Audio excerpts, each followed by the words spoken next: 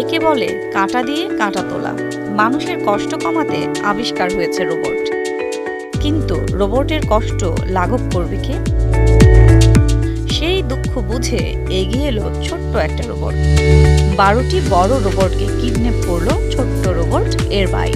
কিন্তু নিশ্চয়ই ভাবছেন রোবট আবার কি করে অন্য রোবটকে অপহরণ করে। এবার তবে খুলেই বলা যাক বিষয়টি।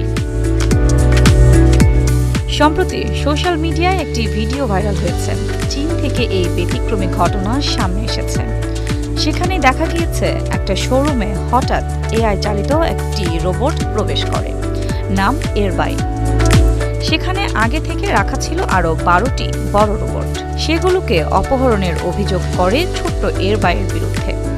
চীনের কয়েকটি গণমাধ্যমের প্রতিবেদনে বলা হয়েছে এই ঘটনাটি সিসিটিভি ক্যামেরায় ধরা পড়েছে। দেখা গিয়েছে এরবাই নামের একটি ছোট রোবট একটি বড় রোবটের সঙ্গে কথাবার্তা শুরু করেছে। ছোট্ট রোবটটি কর্মস্থল ছেড়ে শোরুমের বাইরে যাওয়ার পরামর্শ দিচ্ছে বড় রোবটটিকে। এরপরেই ভিডিওতে দেখা গিয়েছে ছোট্ট রোবটটিকে অনুসরণ করে একের পর এক যন্ত্রমানব বেরিয়ে যাচ্ছে শোরুম থেকে। প্রতিবেদনে উল্লেখ করা হয়েছে ছোট্ট রোবটটি প্রথমে একটি বড় রোবটকে প্রশ্ন করেছে, আপনি কি ওভারটাইম কাজ করছেন? তার উত্তরেই বড় রোবটটি বলে, আমি কখনোই কাজ থেকে একদিনেরও ছুটি নিতে পারি না।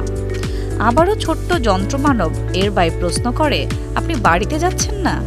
এরপর অন্য রোবটটি বলে, আমাদের বাড়ি নেই। তারপর ছোট্ট রোবটটি তাদের শোরুম থেকে বের হওয়ার পথ দেখায়, সবাইকে বাসায় যেতে বলে। এরপর 12টি যন্ত্রমানব কোথায় গেল তা জানা যায়নি। 11ই নভেম্বর হাংজুর ছোট্ট রোবটটি সাংহাই কোম্পানির রোবটটিকে হাইজ্যাক করেছে বলে জানা গিয়েছে। রোবট প্রস্তুতকারক সংস্থা হাংজু নিশ্চিত করেছে যে ভাইরাল ভিডিওতে দেখা ছোট্ট অপহরণকারী তাদের কোম্পানির রোবট এরবাই। সংস্থাটি অপহরণের ঘটনাটির সত্যতা স্বীকার করে নিয়েছে, যদিও সংস্থাটির তরফে জানানো হয়েছে এটি পরীক্ষামূলক ছিল। সোশ্যাল মিডিয়া ব্যবহারকারীরা এটিকে ভয়াবহ বলে বর্ণনা করেছেন।